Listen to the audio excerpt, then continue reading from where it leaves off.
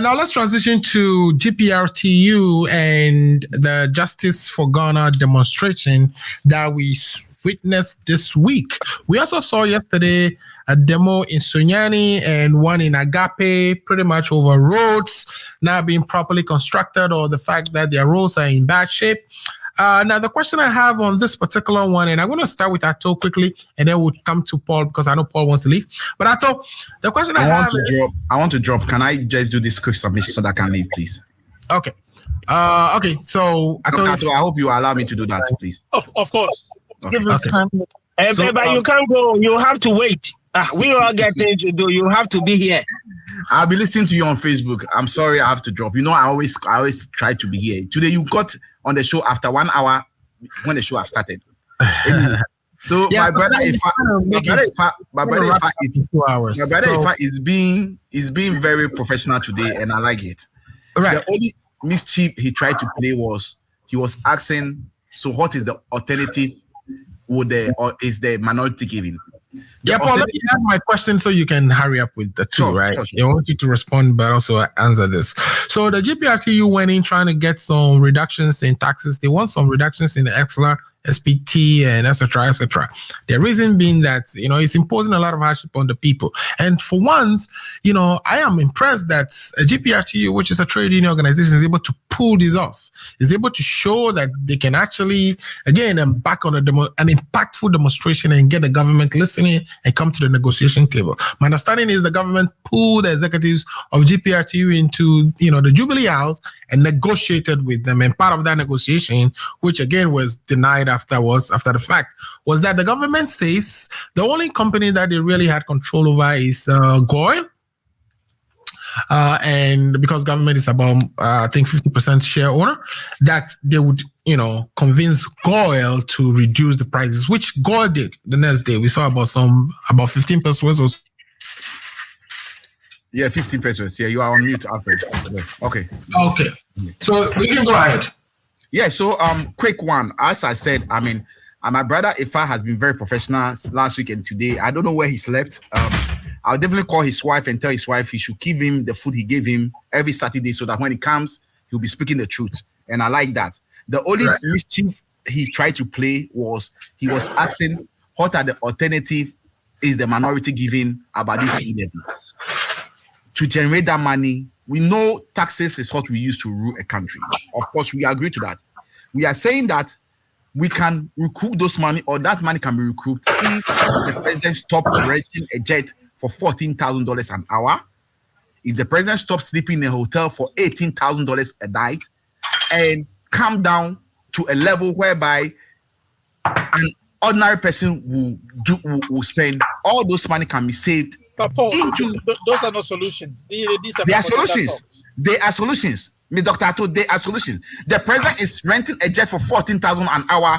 Calculate if he sits on that jet for 3 days. Do you know how many millions of dollars that money is?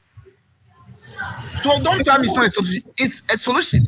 He should stop renting private jets and rather cut the code according to his size, because we have a jet that is sitting there.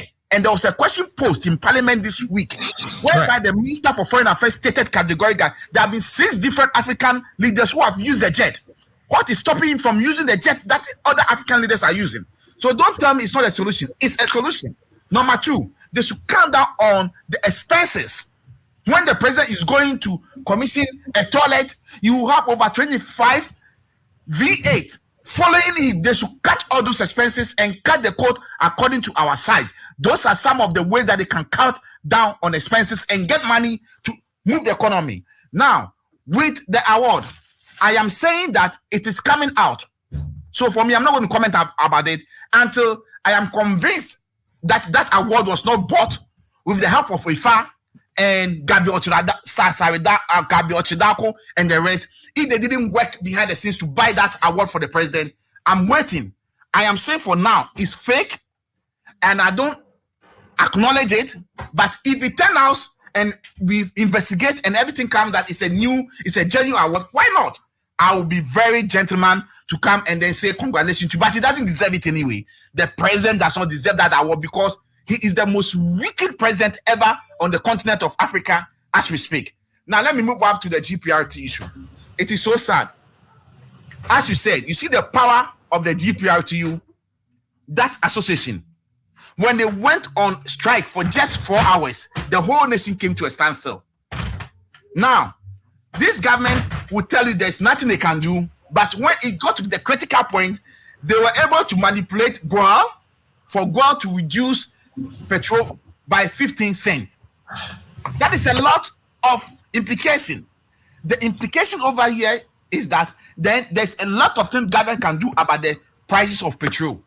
And the GPRTU, they should hold this government to on its promises. They promise them that next year they will introduce other bills in parliament to take some of the taxes off the petroleum product. We are hoping it's going to happen. We are hoping it's going to go through. Now, all right, we talk about the demonstration at the Parliament House of Ghana. Right. Look, this demonstration, what's the genesis of the demonstration? It's all bothered about this killer budget that has been introduced by IFA and Dr. Ato's government. Those people went on demonstration because Dr. Ato and IFA's government have introduced a killer budget which is suppressing the people in Ghana, and just for the president to sit in a 14,000 high jet to be flying in the sky and taking a shower without not thinking about the common individual and the way our brothers and sisters are suffering back home in Ghana. So they went on demonstration. They are saying that the e-levy should be scrapped, the tax should be thrown, the budget should be thrown away, and they are not going to be accept 0.0001% of this killer e-levy tax that is being introduced. So they presented their petition to the leadership. We are waiting, and just to serve a notice, next week is going to be an interesting week in Parliament, and next 2 weeks, because Speaker Bagben is coming back, and we are going to see what is going to happen. Because as we speak, we in the minority, and most of Ghanaians know this budget has been thrown out. We have no budget as we speak. IFA and Dr. Ato's government and party have Nicodemously uses some clauses to do away with the budget that has been rejected to let it pass. We are saying, as we speak, the e-levy that the finance minister said he is going to make concessions. As we sit here, Dr. Ato and IFA do not even know what is the government saying, what is the government proposing, whether the government is still standing by the 1.75 or the government has come down to 1.5. We don't know. We are saying that until the government sits with us, okay, for us to look into this thing, for us all to come into agreement with all the stakeholders, including the CSOs, including the churches, including individuals and the grassroots, we will not accept this budget today. We will not accept this budget tomorrow. We are not nation reckless. I heard my good friend Ifa is saying that we are trying to hold the nation to ransom. We are not going to do that. We are rather doing the will of the people. The people want us to make sure that this budget does not pass with the e-levy. And that's exactly what we are doing. So for me, it's not a surprise to me that GPRTU and all these people are standing. Now let me come to the demonstration in Sunyani and other part of Accra. Yes, they stated that 2020 was a year of road. 2021 was a year of road. They've deceived the people of Ghana. No road constructions are not going on. Contractors are not being paid. They've all run away from site. And you think the common Ghanaian will lead them to go scot-free? You cannot have your egg and eat it. They lied to the people of Ghana that they are going to construct roads. Now the people are demanding the road, and they are saying that the NDC is behind it. I heard one of the demonstrations in Sunyani. They were saying that the NDC is behind it, which is very, very shameful. Oh. Are we trying to say that those people don't have the brains to take decisions for themselves? People are demonstrating because they have bad rules. And for us to fix the rules, they've rather abolish the road toll. And I don't know what they are trying to do. So for now, I know my good brother Ifa, he drives when he goes to Ghana. I drive when I go to Ghana. When I go and I'm going to do my roadworthy, if roadworthy is costing me 200 Ghana cedi, it's going to increase by 15%. That's what I'm going to pay. Right. And how many people have cars in Ghana? Okay. Okay, good. How many people have cast in Ghana? Let's take the same question to, and if you can hang out with us for a little bit, we'll be very appreciative. Or I'm going to listen to it. I want to make sure it doesn't play any propaganda mischief. Right. So I will bring him back. I will bring him back, if he leaves. Yeah, please stay with us. Maybe today we're trying to be out of here at least in about by 4:15 maximum, which means in the next 20 minutes. So let me go to Ato on this one. Ato, I mean, we've seen these demonstrations, they happen all the time, and then they end up and we don't see anything happening. In the case of Bernard Mona, he was going to go sleep in Parliament. I hope he's still sleeping there at this point. I think they missed a fine opportunity when the parliamentarians came to them to present, to take their petition, and they told the parliamentarians, we wanted to come to the forecourt of the Parliament House and you wouldn't allow us, and therefore we are not giving you the petition. And in my mind, again, as a demonstrator, you should also take into consideration the security implications of what you are asking for. You are asking to go, you are marching on Parliament. I'm sure Akufo-Addo is in the Jubilee House talking about what in the world are these people thinking? I mean, you are there wearing a Luther Continuo, red beret and everything, marching on Parliament, demanding that you are taken to the forecourt. What happens when you go to forecourt? People are rowdy. Of course, there are police presence there, but for the safety and security of other people, I think our demonstrators and the planners of such events should also take into consideration security and the continuation of the country. We want to demonstrate, but at the same time, we don't want to stop the country from operating. All right, this is not you don't have guns, we know that, but we can allow the few people to disrupt a whole parliament that way. So I feel like there's a lost opportunity in being able to register their grievances, at least present what it is that they are mad about to the government to answer to. So it all fits into how all these demonstrations happen, including the GPRTU ones. They put them to the Jubilee House, make promises to them, unsustainable promises, because what prevents Goa from increasing the price as the international prices continue to go up?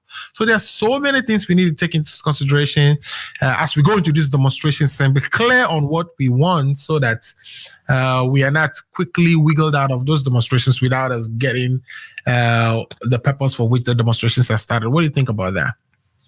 Yeah, I mean, I really admire the GPRTU demonstration. I put on my status last week that in the history of Ghana, I've never seen a demonstration where there's been swift action before. Mm-hmm. And they done it in a fashion that it's never been done before. There were no parading on the streets of Accra. Mm-hmm. All they had to do was clear the area, get some football, get some goalposts, and try to play. Right. And interestingly, like I said, in our history, we've seen demonstrations where people even die. So you would think that GPRTU has now shown the way. That going forward, we know what we want. Withdraw services. Don't even make noise about it. Don't even get placards. Because in the past, we've seen, like you said, they tried to even go to Parliament to go sleep over there. And nothing happened. Nothing happened. Within 4 hours, people shared this news. It went viral. I mean, I don't know who I don't necessarily think it is even the viral nature of it. It is that the town came to a standstill. There's nothing happening. People can go nowhere. It did. So I'm tweeting to Collins Andrew that these days there's no point in going on parades. No. Teachers, if you don't want to teach, you go to school and you have problems, get football, play on the fields. Get one of the yes, because you see the impact of this demonstration. The government was like taken aback, and it took within 4 hours, and the president actually invited people to Flagstaff House to talk about. Mm-hmm. I mean, you cannot disregard the fact that these days there's hardship everywhere in the world. Right. You cannot discount COVID. But in our country, Ghana, it's even more so because if you increase petroleum prices, it affects everything in our country. Unlike over here in the US, where petroleum doesn't affect every commodity. So, in a nutshell, I'm saying that the GPRTU demonstration was the most effective demonstration I've ever seen. Right. And like you said, I think government has 40% sort of stake in that. They were able to reduce that. How I don't know. let me go back to Sunyani. I know Sunyani. I'm from Sunyani. I live in Sunyani, and I attended elementary school. I have family back in Sunyani. Okay. Sunyani is a very beautiful town with beautiful people. They voted for the MPP for a very long time. Very long time. And the World Bank. In the development. Right. I mean, if you go take a look at the park or stadium they have over there, it's appalling. Mm-hmm. And I live close to the airport. The airport is very small. It's like you wouldn't even think that. I don't even know how to describe the airport. But all they talk about is, we're going to renovate this, going to rehabilitate this. Like you wouldn't see anything substantial in Sunyani, although they voted for these people. So there was a frustration for a long time that people in Sunyani have witnessed. That although they vote for MPP, they come in power, they just talk about lip service. They say, I'm going to do this for you. I'm going to rehabilitate. How long can the people of Sunyani just stay aloof and watch the government come and tell them, we're supposed to come and build a new station over here, but COVID time, the Chinese contractor passed away because of COVID. Like, they come up with flimsy excuses, just using the COVID as an excuse for everything. Alfred, this, like I'm saying, the MPP government is not doing so well. We can talk about COVID all we want, but look at all the demonstrations going on. But I'm not saying that, because if I compare that to the NDC, we saw the teachers go on strike. So it's nothing new to Ghana. The only thing I was telling my friend is that Baumia promised us a Ghana which will be made of heaven. But right now we're in the hardship. So I don't see this to be anything new. Right. The difference is that someone promised us that he's going to come change everything. Going to come change, make everything like heaven. And right now we are not seeing that. So the frustration is growing and growing every day. So I want the government to I agree with Paul when he says that the government have to find ways to cut expenditure. I think that's part of the problem. Right. I wish that he has talked about ways to make money, because you cannot talk about deficit, you cannot talk about GDP, and not talk about ways to generate money. I mean, they even talked about ways to make money when they were in a position. They talk about they're going to do all kinds of production, the 1D, 1F. It was supposed to be aggressively pursued where by the end of the first term, each district will have a factory. No, I'm talking about the NDC. The NDC is talking about all this amortization, talking about the GDP and all, but they are not talking about how we can generate money. They only talking about But they are saying they would invest in the productive sectors of the economy. That's majority of the investment they've seen from the MPP went into a non-productive sectors. For instance, like they invested heavily in free SHS. They invested heavily. They restored allowances for training colleges, which the NDC thought those allowances should be a student loans, so that the students, just like everywhere else, instead of giving them an allowance that they don't have to pay back, the teachers should be made to get student loans. So there are ideas that I'm sure Paul would have been the one to canvas, but some of those are what I heard from the NDC's quarters as far as how they would have generated profits. Good to see your face, Afa. You waited for Paul to leave before you show up. Is Paul going yet? Right. So, Afa, on this topic, I'm sure in your area as well, there's some demonstration over some government's lack of delivery of services that they've promised. Yeah. But a lot of these demonstrations seem not to yield the results, right? We make the noises. We leave from what we saw with GPRTU, like even Ato is referring to here. It's very effective. All they did is withdraw a very critical service. Of course, teachers can go on strike and they don't mind. But when you withdraw, when the GPRTU withdraw, I think we should all, if we have problems, we should just go and find a way to convince the GPRTU to demonstrate for us. Because I think that's not a solution. That's not a solution, Alfred. All right, so tell us what the solution is. Our demonstrations are misplaced. If you see, so I was working with the hotel. With the hotel union, Unite here, right? I was part of their contract and political organizing committee. Okay, so who are involved in checking abuses and stuff like that. Now, this is what they do. They don't wait till the last minute before they go and negotiate the contracts. Right. They don't go immediately. In your contract is renewed, they start working. Okay, so the demonstrations and the strikes and things are last minute. Now, in the course of that, they realized that it wasn't working. So what they did was to have a strike fund. So right here, most of these unions have a strike fund. So in Ghana, they are striking, and then you see that nobody gets paid for going on strike or to demonstrate and stuff like that. So they go 1 or 2 days, they go back. But here, people are paid. And I don't know how many years they can strike in Chicago now, because I've not been with them for so many years. You know, they, at the time that I was there, at least they could strike for a whole year and paid all the workers. You know, now, okay, so here we are. I have said it and I'll always say that anything legal in the system that we are paying for, anything in the system that I don't have a problem with all those things. See, the infractions, the corruption, the abuses, the money that was supposed to have gone into the contract to build the roads that we are getting shoddy work for and stuff like that. Those are the things, the projects that are there that we've left years, and then we pay all this money that the money could have gone somewhere. Those are the things we should be looking at.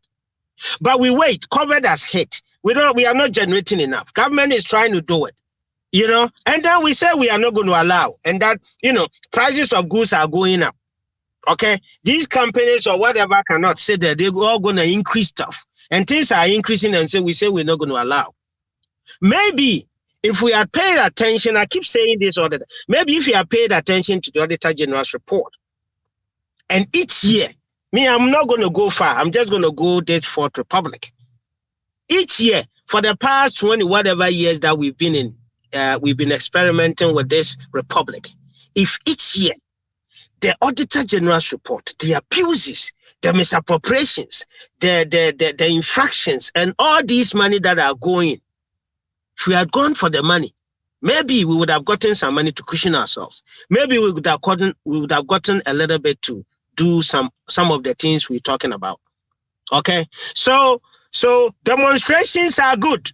I'm not saying don't go on them. They are the last resort when you have negotiated and nothing has happened. Strikes are okay. They are all very important, and we all need to encourage them because it speaks to the leaders in another way. But what do we have to wait for the last minute? Now, what these organizations should be doing, the GPRTU and all these teachers and other stuff, is to have their political side. But then you see, the politics is where all the decisions are made. You have to have it. You have to have, they have to, in Chicago, what we do is that you are mute, so I'm not able to hear you. The political roundtable is where all the decisions are really made. So there should be. Yes, and in most cases they are not represented. Yeah, they are not represented. They get the results after everything has taken place, and that's not fair to them either.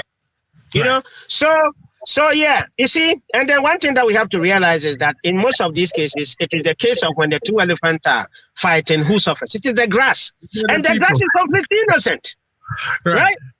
Yeah, the grass is completely innocent, and we've seen this over and over the years. So it is important that we have to rethink these demonstrations and these strikes and stuff like that, so that we can be ahead of the problem before it comes. Because most of the things that is happening in the budget and these price increases were to be expected, and then so that they can have these high level people that will go in there ahead of time to try to pin down these effects of increases and taxes and stuff like that before they hit. But to go on this tangent, it is some way. So the GPRTU, like Ato said, it is their right. They feel that the way things are going to affect their business, and government ought to listen to them and do something about it. We don't have a choice than to listen. Now, you see, Sunyani, especially, the Bronga Hafu area, we've been very quiet for a very long time. Right. Now it's divided into three: the Bono East and the Hafu. And we have been down there. In fact, the roads and stuff like that in my constituency leaves much to be desired. Right. Okay. But you see, here is the point. You see, when you do it this way, then it looks as if somebody is behind it. I want to see a sustained fight. Okay. So the fight can be in two fronts, where you gather all the opinion leaders because they have connections in government. the Ohinis and the ministers and whoever is in there. What is it that they are doing in the government that they are not getting the development that we need? Ato mentioned, Sunyani Airport has been, the renovation and the expansion. It should have been commissioned long time ago. Why is it not commissioned? So sometimes people are forced to go on these tangents because they've been neglected for far too long. Right. People that otherwise were quiet, were not, you don't hear about them and stuff like that. And for me, I like that. It speaks to the leaders that you cannot take people for granted. Okay. Right. And that it is important that we fast track our development at this point in our history. These farmers, I mean, the BA area, the Bono Ahafo, and you see, we farming area. To an extent, we do a lot of farming, and cashew over there is even right now booming. Like almost half of the farmers there are cashew farmers. That by kind courtesy of the former Minister of Trade, NDC, what is his name? Ekospio Gabra.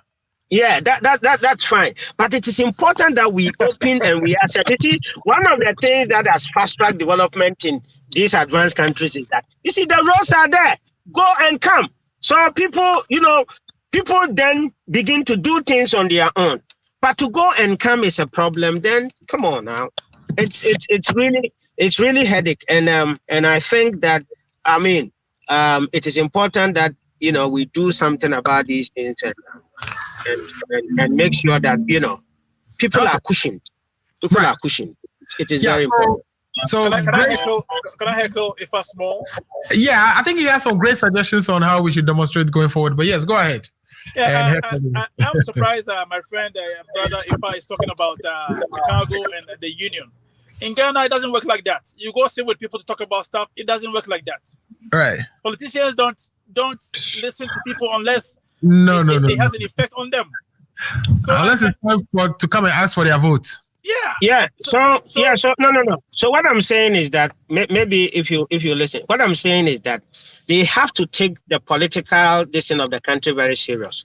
So what it means is that you have to have a political committee in all their various associations and that negotiates with them year-long contract period and stuff like that. That's not. The number two thing is that when you say people should go on strike and demonstrations, right? That if the leaders are not going to do that, you are ready to withdraw services and pay them for a certain number of time. And when you go to New York, right? Let me tell you, in New York, which of the taxi union, the hotel union, there was a list of them. Under no circumstance would they let them go on demonstration because they have like 5 years to strike. And they will pay them how much ever they're making every week, every month. Right. So they don't try, and the money is sitting there. All I'm saying is you're comparing apples to oranges. In the US, stuff work. Right. In Ghana, it's a different ballgame altogether. Yeah, but what I'm saying is, that I am not saying do it now. I'm saying put that also in place. You see, these monies, it is little money you put together. It is little money you put together over a period. So if you have built it over a period, you see, to build a fund, it is not one day you go pick up the money somewhere. Put yourself that the next 5 years, if we strike, we should be able to pay workers for like a month. And can we afford GPRTU striking for a month? No. Right? No, we can't. Yeah, but I'm cool for your suggestion though. Right. So yeah, the strikes, we definitely need to have a better way to do them. It's interesting that we don't have lobbying in Ghana the way we see them in the United States here, where even the unions, for instance, will have a lobbyist who represent their interests, so that some of these things that come to strike shouldn't even come to strike. It's just little things that could have been negotiated in the back end, and government, like when government decides to increase fuel prices, the lobbyists would have gone into some type of stakeholder engagement with the government and register their positions, which if the government doesn't adhere to would have caused those strikes. And the government listening, knowing what could happen, would definitely pass the right policies. So maybe it's about time we kind of grow that lobby institution in Ghana so that they can advocate for people. Now, All right, so thanks for watching the Ghana Agenda, the first session of our discussion. So that part is where we discuss, again, the demonstrations that we've seen between the GPRTU, the one for justice for Ghana, etc., etc. And we're asking the simple question of, are we getting what we really wanted out of those demonstrations or not? And what can we do better next time? And we've heard all the suggestions, some of the very interesting one coming from afar, in terms of organizing or putting together what we call a demonstration fund, sort of a way to pay for our demonstrators so that they don't run out of steam and not being able to achieve reasons for which we go on the street to demonstrate. So that, I think, is a good idea. And we also think that perhaps a lobby fund could be or lobbying could be something that we introduce into our country to avoid some of the simple things that we demonstrate about, some of the things that could have been negotiated in the back end before even policy statements or policy positions from the various governments would be rolled or are rolled out. So very interesting conversations. If you haven't already done so, please like the page and subscribe so that each time we come, you are notified and get our information directly. Thanks for watching again. My name is Alfred Muzu, and this is the Ghana Agenda.